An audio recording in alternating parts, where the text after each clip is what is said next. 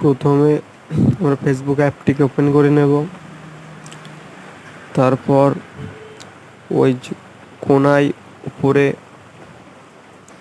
নিজের প্রোফাইল আছে, ওখানে টাচ করব। আমার একটু সমস্যা হচ্ছে, দাঁড়ান একটুখানি।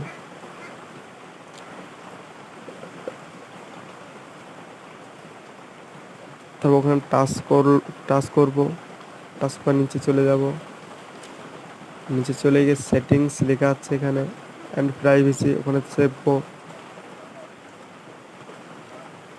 সেটিং প্রাইভেসি যাওয়ার পর সেটিং লেখা আছে উপরে, সেটিংয়ে দাবাবো।